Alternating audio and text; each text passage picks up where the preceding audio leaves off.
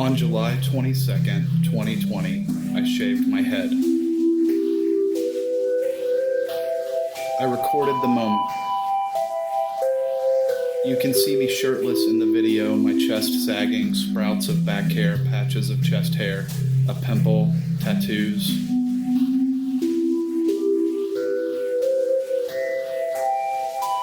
I saved the hair as I worked the clippers, catching everything I could before taking the razor to smooth my scalp.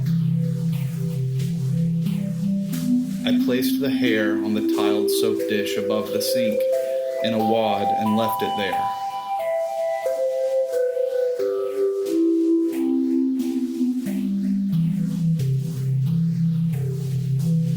It wasn't abandoned, it was waiting, a witness to the time between its excision and its funeral.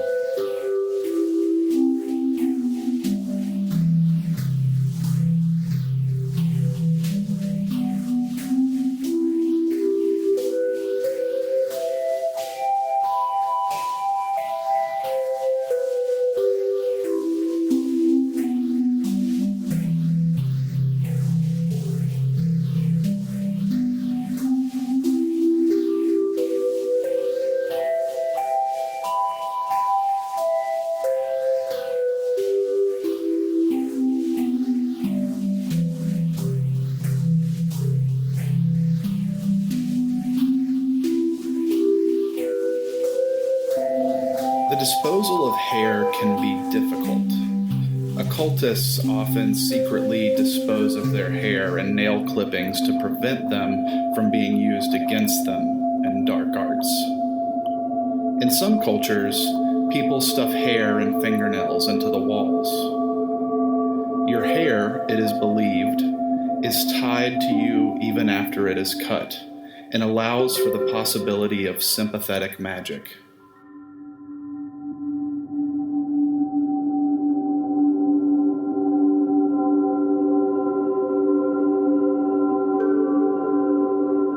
Three hairs are enough to charm you into love.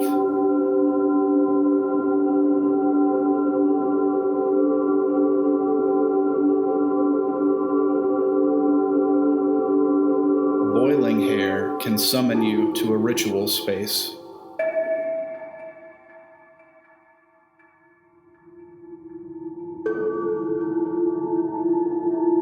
Hair can be braided with rope or herbs to bind or control.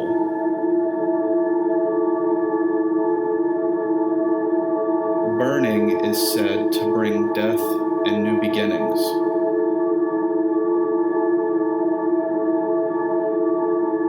In fact, the very act of cutting hair is considered magical. In many cultures, it is a severing between mother and child, often done by a religious official or the father. Traditions vary, but at its core, the haircut is a rejection of something, a shedding, an end marker, and a beginning.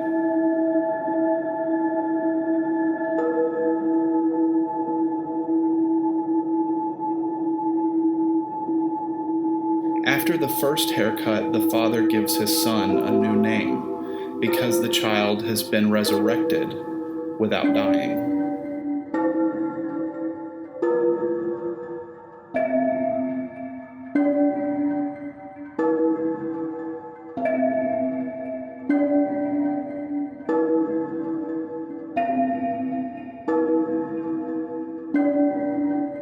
Hair has to be returned to nature. But burning your hair is said to make it grow back brittle.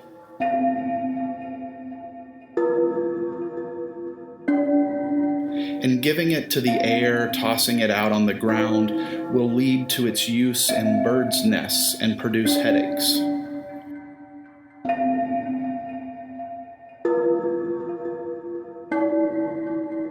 Supposedly, the best thing to do is bury your hair, to plant it and let something new grow.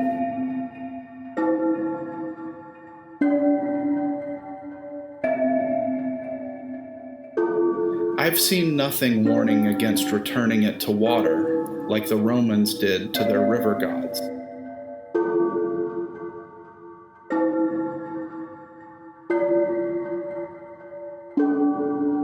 But regardless, we must close the narrative of anything we sever from ourselves.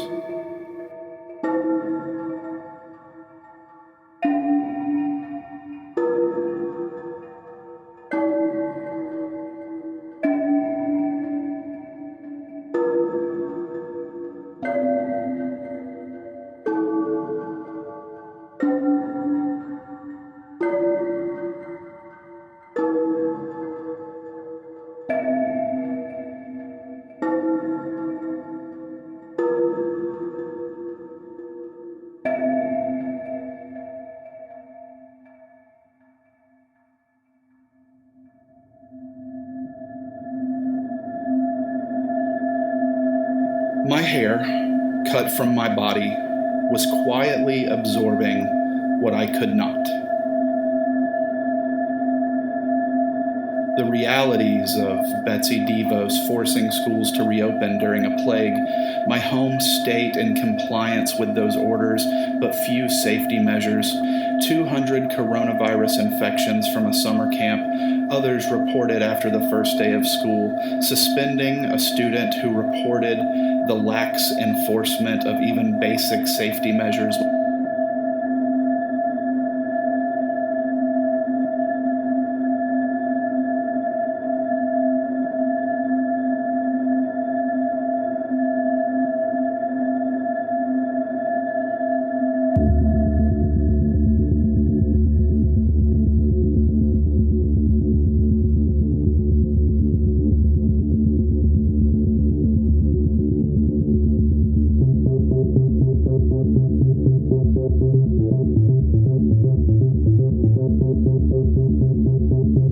If I hadn't already, I would shave my head again to release the ideas that plagued me as I prepared to go back to work as a teacher.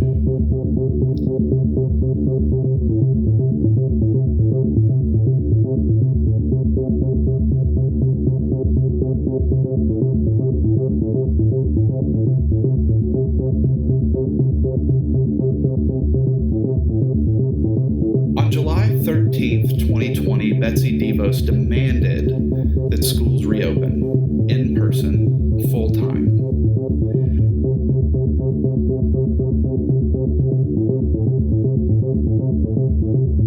American investment in education is a promise to students and their families, she said, then added, if schools aren't going to reopen and they're not going to fulfill that promise, they shouldn't get the funds.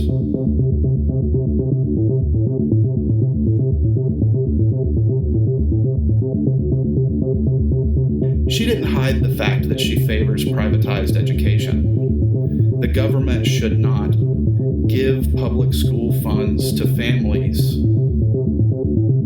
who decide not to go back to in-person school.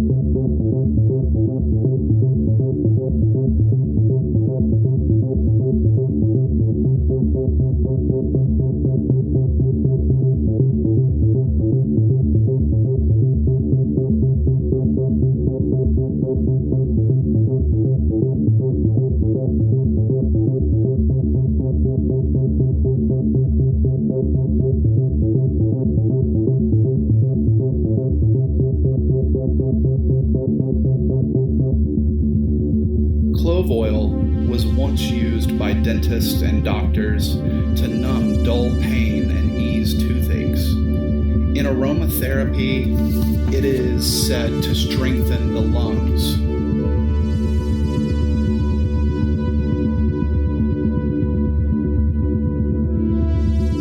I use cedar wood. Cedar wood oil reminds me of home and of the smells of wood in my father's workshop. It brings vitality and balanced energy. I create this as I speak, because this is what I need and what I want to bring with me as a teacher, as a man, as a human being.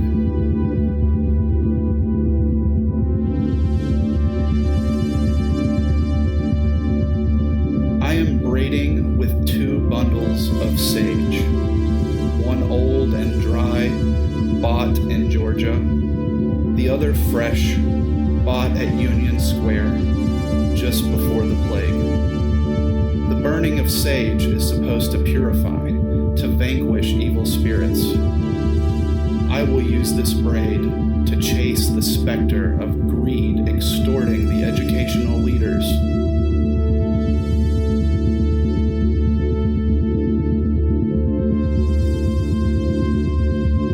I create this as I speak.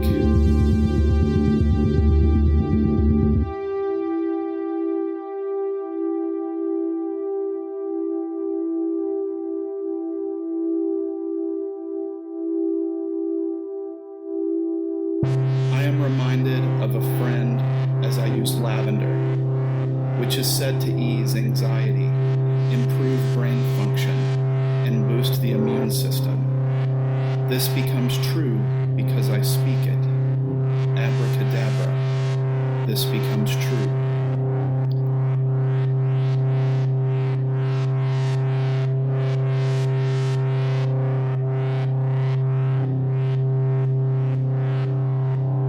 Sympathetic magic, like voodoo dolls, relies on a personal item, hair, nails, something, from the subject to work.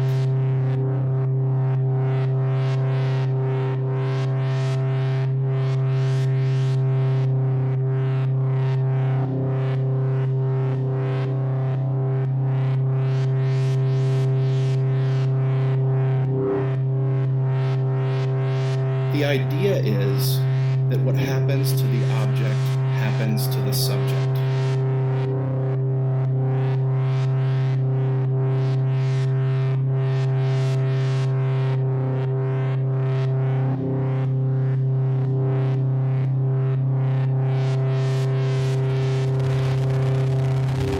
But this is my hair. I have braided myself. I have built myself into something stronger.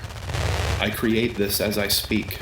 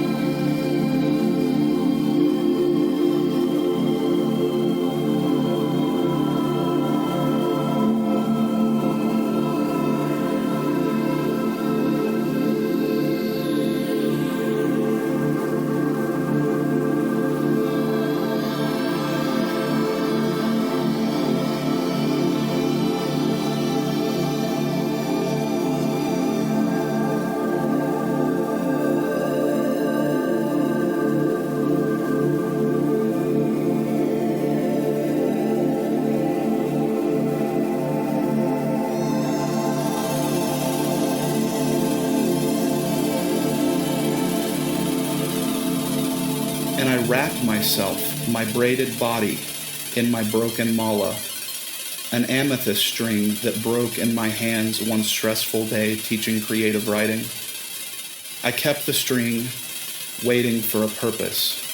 Supposedly, amethyst clears negative energy and confusion, which becomes true because I speak it.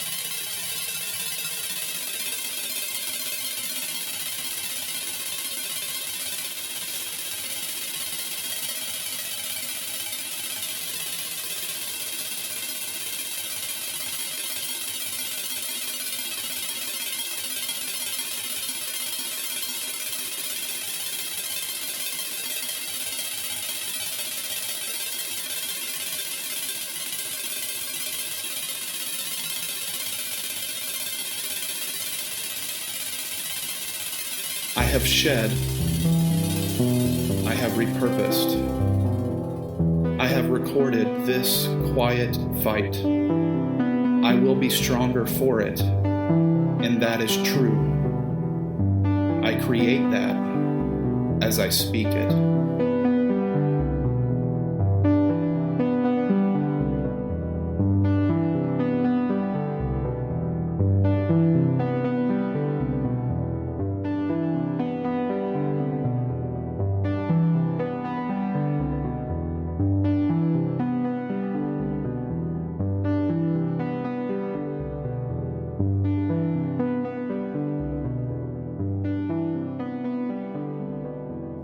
I create all as I speak. I create all as I speak. I create all as I speak. I create all as I speak.